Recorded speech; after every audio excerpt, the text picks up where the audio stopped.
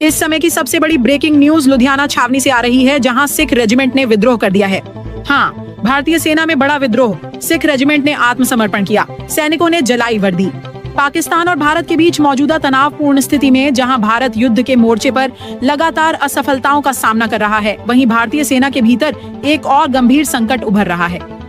रिपोर्टों के अनुसार भारतीय सेना की सिख रेजिमेंट में गंभीर दुर्भावना और विद्रोह ने भारतीय सैन्य नेतृत्व को चिंतित कर दिया है। सूत्रों के अनुसार दंगा सिख रेजिमेंट की 14वीं बटालियन से शुरू हुआ, जहां सिख सैनिकों ने लड़ाई में सीधे तौर पर भाग लेने से साफ इनकार कर दिया। स्थिति को नियंत्रण में लाने के लिए सैन्य अधिकारियों ने इस यूनिट से हथियार वापस लेने का आदेश दिया, लेकिन यह निर्णय उल्टा पड़ गया। जैसे ही यह खबर अन्य यूनिटों में फैली, एक के बाद एक चौथी बटालियन, 18वीं बटालियन, 22वीं बटालियन, 7वीं बटालियन और 19वीं बटालियन ने उग्र विरोध प्रदर्शन शुरू कर दिया।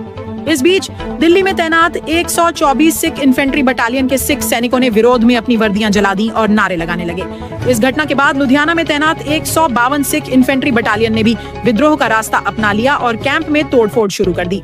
स्थिति को नियंत्रित करने के लिए भारतीय सैन्य, पुलिस और अन्य बलों को तुरंत बुलाया गया। प्रारंभ में हवा में गोलियां चलाई गईं, लेकिन जब भीड़ नहीं तितर बितर हुई तो गोलियां चलाई गईं, जिसके परिणाम स्वरूप कम से कम 5 सिख सैनिकों की मौत हो गई। इसके अलावा दर्जनों सिख सैनिकों के घायल होने की भी खबरें हैं, जिन्हें नई दिल्ली के एक सैन्य अस्पताल में ले जाया गया है। जैसे ही यह त्रासदी जम्मू कश्मीर मोर्चे पर तैनात 157 सिख बटालियन तक पहुंची, उन्होंने भी भारतीय सेनाओं के आदेशों को मानने से इनकार कर दिया और मोर्चों से पीछे हटने की धमकी दी। इस स्थिति ने भारत की युद्ध स्थिति को और कमजोर कर दिया है।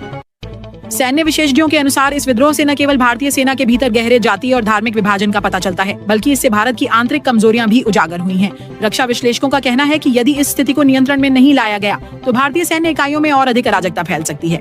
इन घटनाओं के बाद भारतीय पंजाब में भी माहौल बदल गया है और भारतीय सिख सत श्री अकाल के नारे लगाते हुए सड़कों पर उतर आए हैं। ये दंगे अमृतसर, लुधियाना, बठिंडा, जालंधर, मोंगा से लेकर होशियारपुर और पटियाला तक फैल गए हैं। भारत में सुरक्षा एजेंसियों के बीच फिलहाल आपातकालीन बैठकें चल रही हैं, जबकि तख्तापलट के वीडियो सोशल मीडिया पर वायरल हो रहे हैं।